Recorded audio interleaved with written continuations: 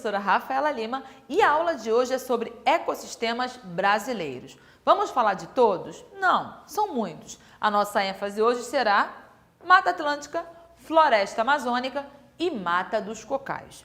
Vamos começar aqui com a maravilhosa Floresta Mata Atlântica. A Mata Atlântica ela vai ocupar aí 15% do território brasileiro e sua predominância ela vai estar na costa do nosso país. Já sofreu uma perda muito grande de desmatamento, uma perda de área. Ainda assim, é uma floresta de muita diversidade de espécies. Ela figura aí como um dos hotspots. Hotspots são os pontos quentes. É um conceito utilizado para locais que têm muita diversidade de seres vivos, tanto de fauna quanto de flora. Então, apesar de sua perda, a Mata Atlântica ainda retém muito valor. E aí, quando a gente fala de uma mata, de uma floresta, você tem já essa imagem, né? Árvores bem próximas, estratos diferentes, árvores mais altas, médias, árvores mais baixas, diversidade de animais, e é isso mesmo. Ela vai ter árvores de grande porte, médio porte, arbustos, então ela tem estratos diferenciados. É um ambiente que tem muitas epífitas, que são plantas que crescem sobre as outras para obter mais luz, não são parasitas. Então, nessa brincadeira, eu tenho uma grande diversidade de estratos de vegetação e assim eu tenho uma variedade de habitats. Eu tenho uma ampla variedade de habitats que permite uma grande diversidade de espécies ocupando aí, de animais, ocupando essas áreas. Então, assim, tá, legal. Como é que é o clima dessa Mata Atlântica? O clima ele vai variar um pouco, afinal ela vai ocupar muitos estados diferentes. A Mata Atlântica vai estar aí entre 17 estados do nosso país, então é bastante coisa. Ele varia um pouco? Varia. Mas de um modo geral, esse clima ele vai ser um clima quente e úmido. Então a temperatura é elevada, a luminosidade nessas regiões elas são bastante frequentes e com chuva. Muita chuva? Não, mas com uma pluviosidade interessante. Agora você fala assim, tá, mas essa grande quantidade de folhas e tal, vai deixar entrar muita luz? De fato, não. Eu acabo tendo esse dossel, que é essa emenda, né, do alto das árvores, que filtra. Então, dessa forma, a luz chega lá bem filtrada, a luminosidade no solo não é muito grande e a variação de temperatura dentro de um ambiente de floresta não é muito grande. Então, entre o dia e a noite, não varia tanto. A gente tem que destacar que a Mata Atlântica, ela tem uma abundância de água nos seus territórios. 70% da água que abastece as cidades, ela está em território de Mata Atlântica. Olha que interessante. Isso destaca a importância da gente preservar. Afinal, a água é tudo. Em relação ao solo dela, é curioso. Esse solo, o solo da Mata Atlântica, ele não é um solo muito profundo. Então, ele é um solo mais raso, um solo ácido, um solo que não tem muito nutriente, ele é pobre. E aí surge a pergunta, se esse solo é pobre, como é que ele mantém toda essa diversidade de plantas, de vegetação? A gente está falando que ele tem uma cobertura chamada de serrapilheira. Serrapilheira nada mais é do que uma camada que fica sobre o solo de restos vegetais, de restos de seres vivos. É muita folha, são muitos galhos, cascas e vão fazendo sempre uma camada, um tapete sobre esse solo.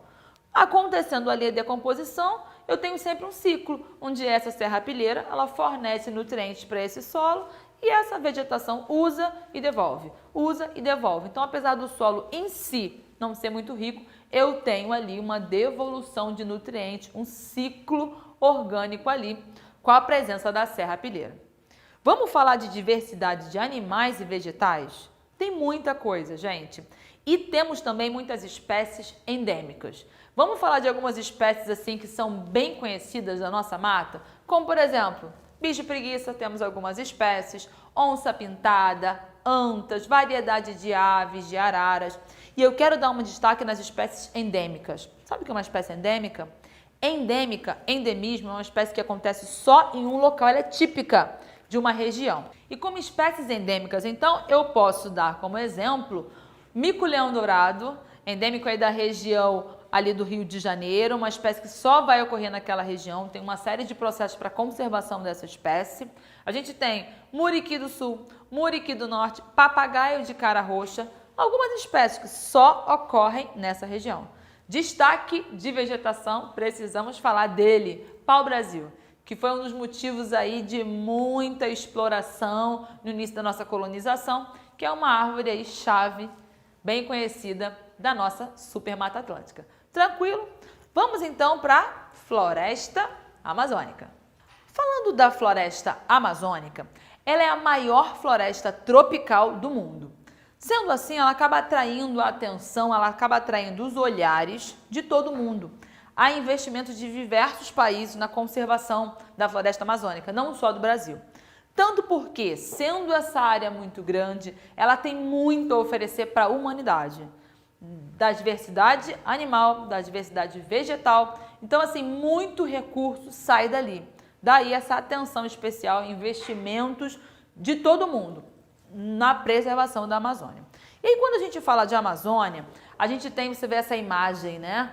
Parece assim um grande tapete verde e realmente dá essa impressão, porque tem uma grande diversidade de árvores de grande porte fazendo esse dossel. Temos uma grande quantidade de rios, bacias hidrográficas nessa área da floresta amazônica. E tem uma coisa curiosa no que se refere à paisagem, à vegetação da floresta amazônica, que você pensa assim, é floresta, é sempre árvore e tal. E é variado. Eu destaquei aqui para você. Ela vai ter tanto a área chamada de várzea, é uma região florestal, mas que em alguns períodos do ano ela fica inundada, em outros períodos ela fica seco. Ela vai alternando períodos de inundação e de seca. Então são vegetações que suportam justamente a maior quantidade de água e animais também. Já eu tenho também o tipo da mata chamada de igapó. Está sempre inundada, é uma região da floresta amazônica que está sempre inundada. E vai ter a terra firme, onde tem as árvores de grande porte, são aqueles locais que nunca alagam. Então são árvores que não suportariam essa intensidade de água toda. E falando de água, se tem uma coisa que tem nessa Amazônia, é água, é chuva, muita chuva. Os índices de pluviosidade são muito altos, 3.000, 3.500 milímetros por ano, é uma coisa assim desproporcional. Chove demais, chove diariamente. E nisso a umidade do ar é muito grande, chega a 80%. Então a gente categoriza aí a floresta amazônica como um clima quente e úmido. Muita umidade, muita chuva. A gente precisa destacar que o solo da Amazônia, similar ao da Mata Atlântica, também é um solo pobre. E similar ao que acontece aqui na Mata Atlântica, devido a essa grande diversidade e quantidade de vegetação, está sempre tendo uma queda dessas folhas e uma renovação, um ciclo orgânico ali, decomposição de matéria orgânica que vai estar adubando esse solo. Vamos falar um pouco de espécies, de variedade de vegetação e de animais que tem aqui? ênfase em animais. Como destaque, a gente pode colocar algumas espécies que são bem conhecidas, como, por exemplo, sucuri. Já ouviu falar de sucuri? A temida sucuri. Uma das maiores cobras do mundo e a maior cobra do Brasil. Temos diversidade de sucuri aqui na floresta amazônica. Eu tenho peixe-boi nos rios dessa região, tenho tucano, tenho arara, tenho onça, tenho pirarucu nesses rios, ou seja, a diversidade é muito grande, daí a demanda de uma preservação de fato, pois é um local que ainda tem sofrido muito desmatamento, muita exploração, visando a agricultura, visando a coleta para a produção de borracha. Então, assim, há de se ter muita atenção a essa região. Há ainda um problema em relação a tráfico de animais, então há todo um olhar e um cuidado em relação à floresta amazônica. Vamos avançar mais um pouquinho? Vamos falar de Mata dos Cocais? E a Mata dos Cocais, ela tem uma coisa interessante, porque ela é uma área de transição. Ela está entre Cerrado, Caatinga e Floresta Amazônica. Então ela tem animais que estão presentes nesses três ecossistemas, presentes também nessa mata. Agora, o seu tipo de vegetação, ele é um tipo muito exclusivo. Ele é formado por uma grande variedade de palmeiras. E aí o interesse por essa área, há um interesse econômico muito grande, porque são plantas, são vegetações que produzem óleos, que fornecem uma série de materiais. Então acaba que nos arredores da Mata dos Cocais, ela acaba sendo uma base, uma origem de uma cadeia econômica, ali já que ela fornece diferentes serviços para a população no entorno e para todo o Brasil. Que tipo de vegetação é essa que eu acho nessa Mata do Cocais? Eu vou ter tanto palmeiras, babaçu, o buriti, a carnaúba, de onde se tiram diferentes óleos, utilizados nos mais variados ambientes, tanto industriais quanto ambientes domésticos. E, apesar dela ter animais um pouquinho aí de cada lugar, afinal ela é uma área de transição, tem essa vegetação exclusiva, ela tem uma coisa interessante também, que justamente pela sua posição, ela vai ter diferentes climas. Então repare, eu destaquei aqui que ela tem tanto um clima equatorial úmido, uma coisa mais puxada para a floresta amazônica, uma área mais chuvosa, uma área mais úmida, quanto a parte tropical semiúmida, uma chuva moderada, uma temperatura mais alta, quanto aquela parte do semiárido mais seco. Então é um local com características bem distintas, por isso chamado de uma área de transição. Vale ressaltar que enquanto a Mata Atlântica e a Floresta Amazônica, elas têm solos pobres, a Mata dos Cocais não.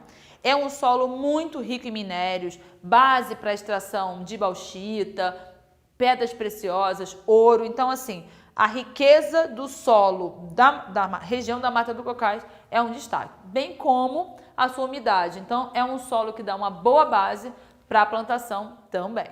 Tranquilo? Então, vimos aí 3 grandes ecossistemas e não paramos por aí. Pode procurar que tem mais aula de ecossistema brasileiro aqui, ok? Até a próxima. Tchauzinho!